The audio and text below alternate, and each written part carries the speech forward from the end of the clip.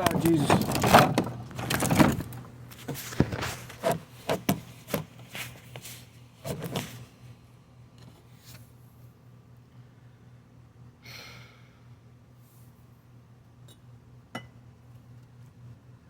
Hey, YouTube.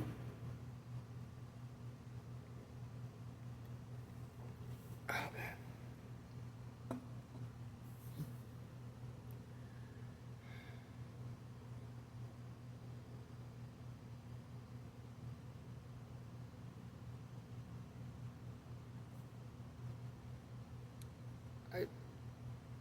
I like the sky. I think it looks nice, especially the night sky. It's scary.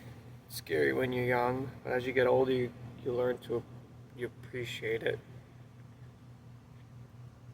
There's something nice about it. There's something nice about the night sky.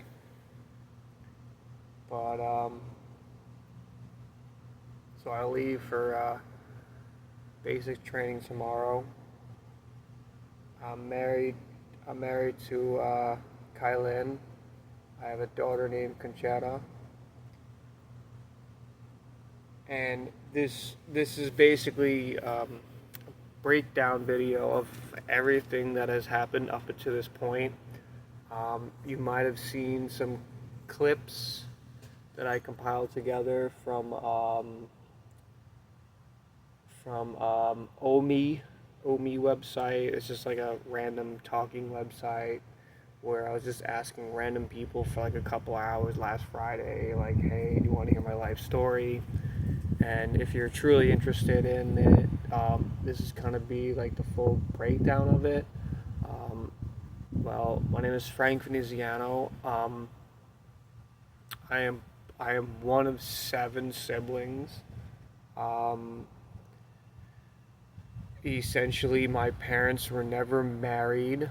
My dad didn't know my mom was pregnant with me until more than 6 months into her pregnancy.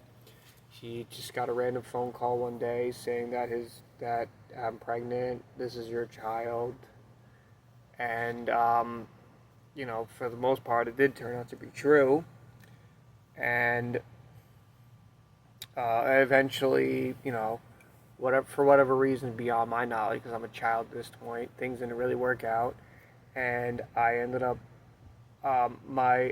getting basically taken away by my grandma, my granddad, my grandma and dad, and we moved to New Jersey, and my mom caught wind, and then they got sent to like some like legal thing, and the legal thing, I don't know. From what I remember as a child, I was put into this like room, like kind of like a big courthouse room, like theater type setting. Um, and the lawyer or the lady, for what I remember, would ask me like, what do I like to eat? What do you do on the weekend? What do you do with this person? What do you do with that person? Oh, what do you like? What's your favorite this? What's your favorite that? And and then one of the questions that always struck me was like, who would you rather live with? And my mom would always say, oh, we're gonna go to the pool afterwards. I mean, we probably did go to the pool, but the pool's one day compared to like 10, 15, 18 years of your life. And after answering that question, and in hindsight, I mean, my dad, I mean, I'm not here to throw shade, but this is the truth. My dad got caught with cocaine in his piss, and that kind of like fucked him over as far as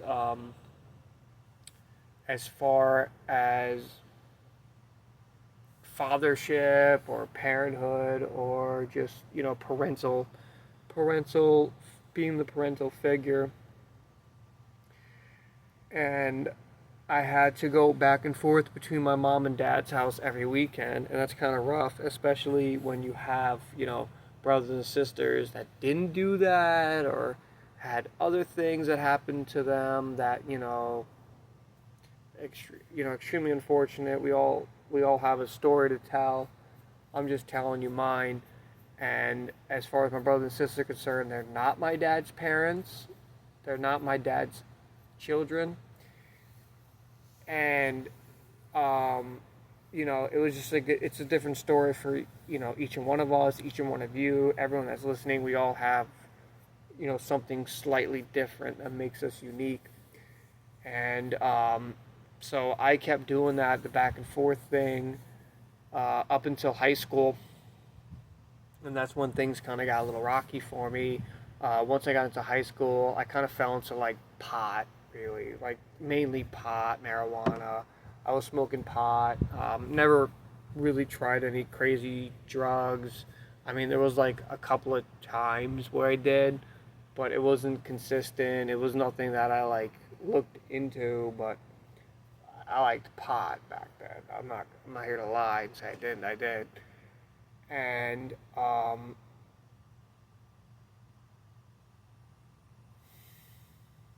and eventually I had this thing put on me called like a PINS warrant, where basically in New York City at the time, I don't know, it might be different now, but anyway, at the time, a PINS where like if you're under the age of 18 and you don't come home at a certain time or you don't listen to your parents, the parents can basically call the cops on you.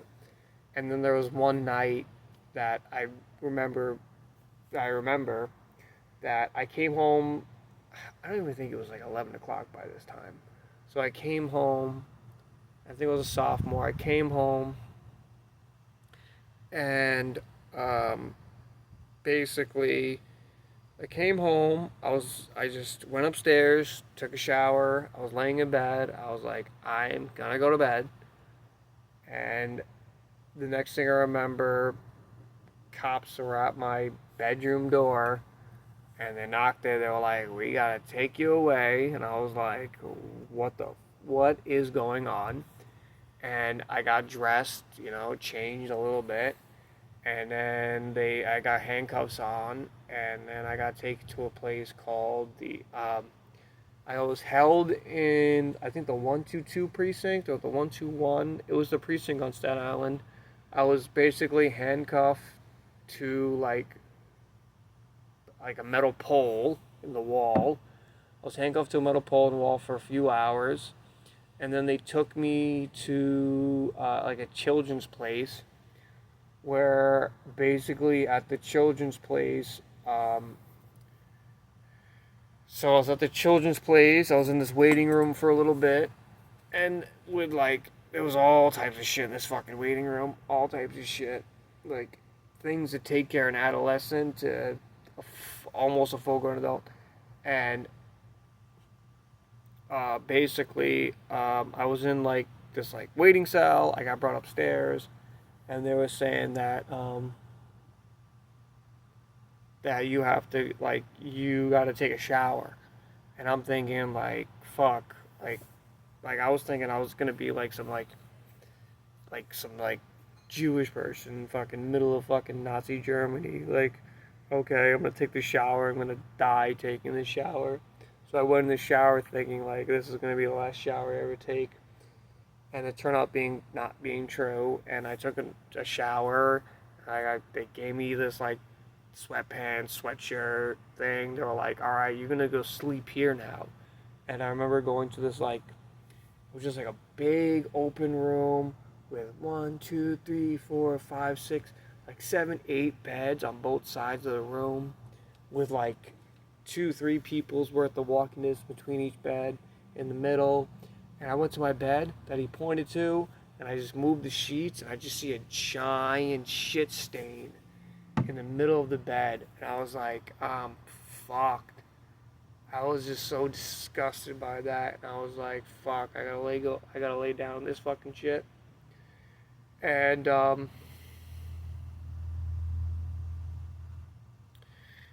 in order for me to fall asleep that night, I actually stayed in like pretzel position or Indian sitting. So I basically sat in like pretzel. I sat in pretzel. I sat in pretzel for hours until my legs fell asleep, and I literally envisioned myself just being at one of my friend's house. My friend Jeff. I literally pictured just sleeping on one of his couches. to fall asleep that night because I was so terrified. I ended up spending, I think I spent 2 nights there, 2 nights or one night, and then eventually I got sent to this place called Geller House on Staten Island, where I spent only 3 months there. But you know, when you're like 16, 17, 3 months is a very, very, very, very long time. 3 months. 3 months is a long time when you're 17, 16.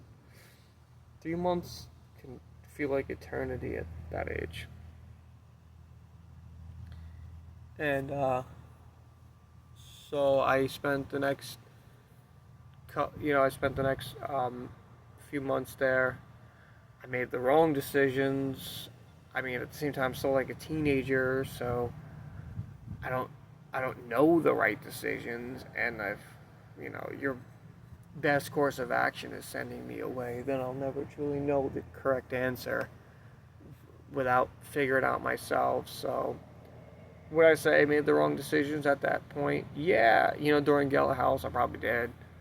But at the same time, I'm a teenager, so I can't really blame myself for those decisions.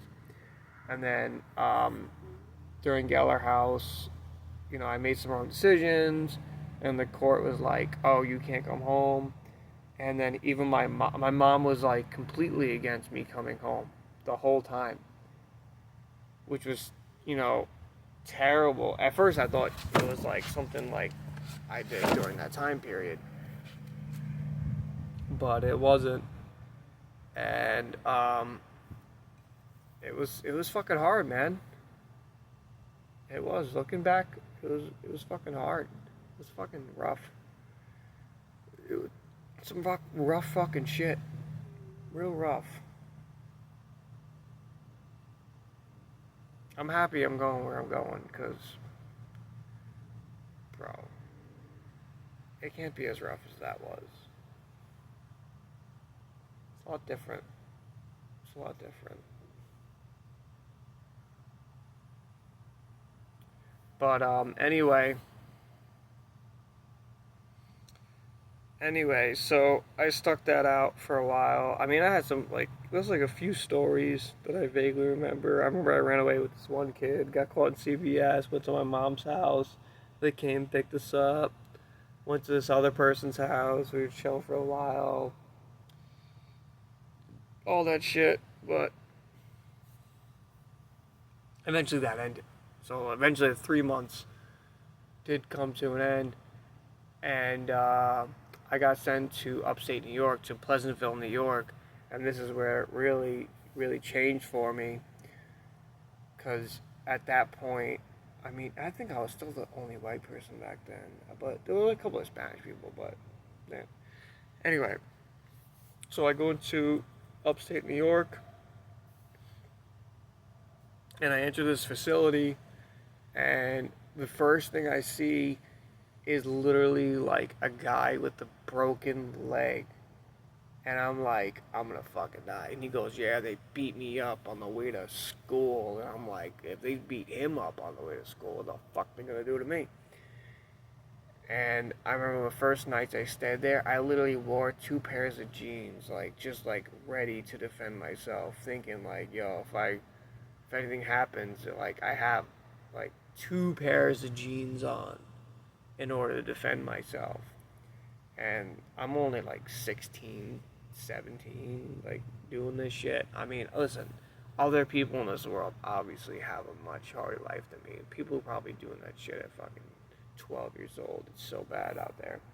But it's always been that bad. So to think it's any different than any point in time is a complete fallacy. Um, but as far as, my life's concerned, I'm telling you my life story. I'm not here to say that someone else had it worse, because there definitely has been other people that had it worse than me that absolutely did not deserve it. But, just gotta play the cards you're dealt, and it's just, if you got an open hand, you gotta fucking take that shit and bet all the way. Hell yeah. Hell yeah. Hell yeah.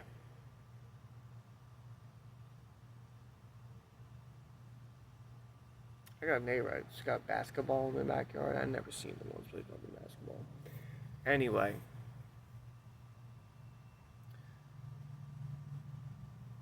anyway, so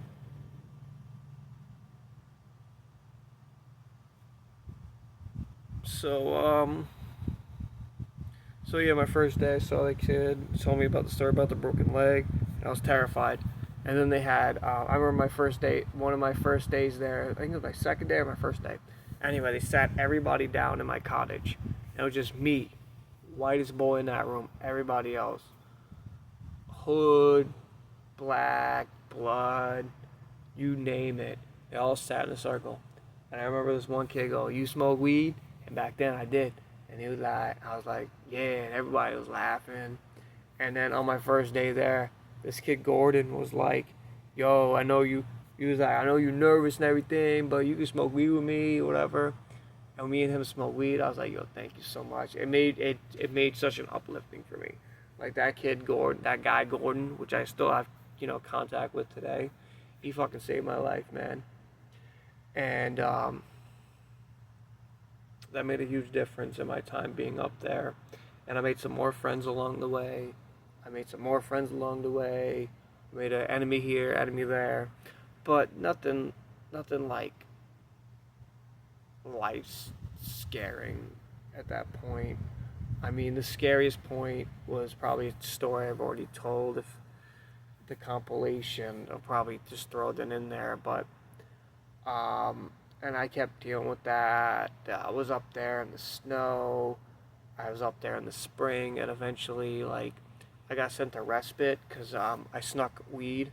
So I found a connection to buy weed in New York City. So I went with this kid, snuck on the train from Pleasantville, New York, went all the way to New York City, got the weed, went all the way back, and they found like a lighter on me. I got sent away to this thing called respite, which is basically like a halfway house inside the halfway house, and it was basically like solitary confinement.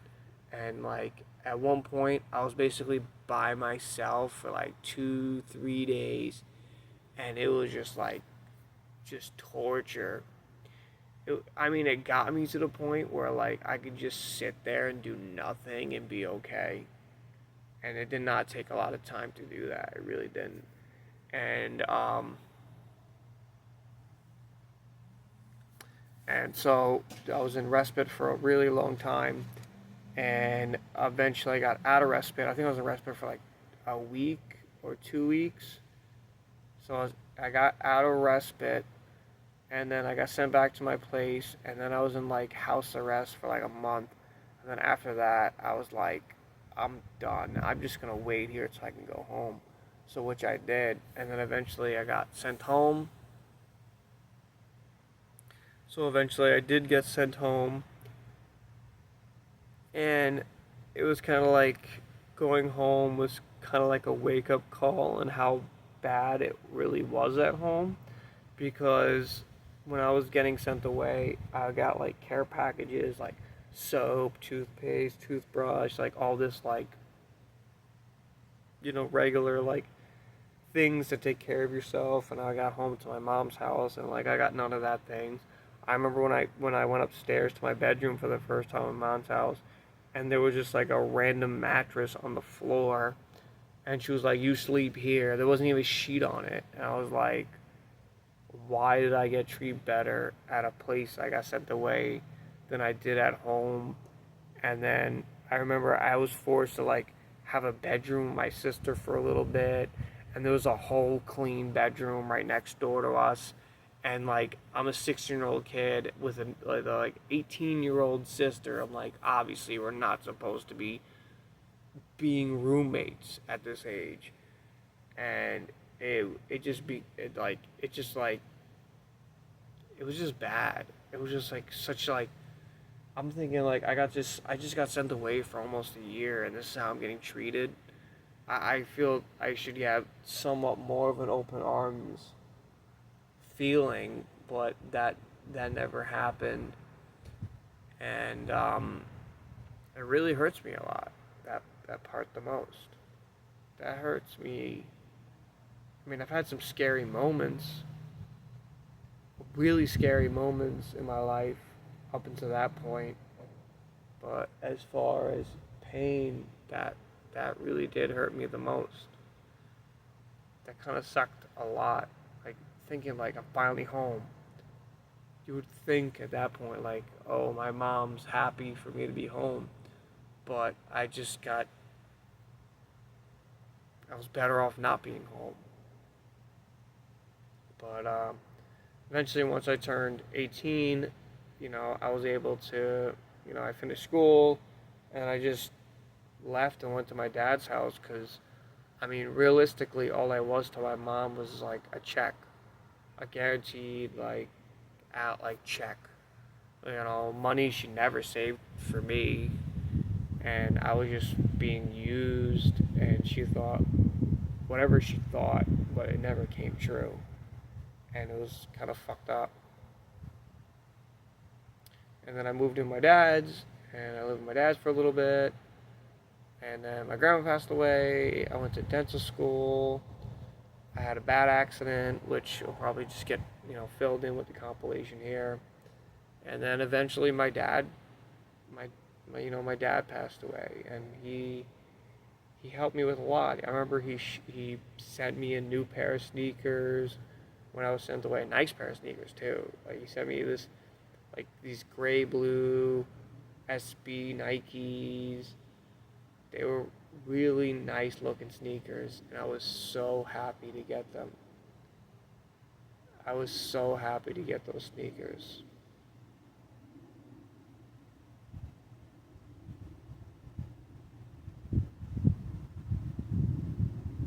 I think while I was in upstate New York, I think my cousins visited me one day. I think they did.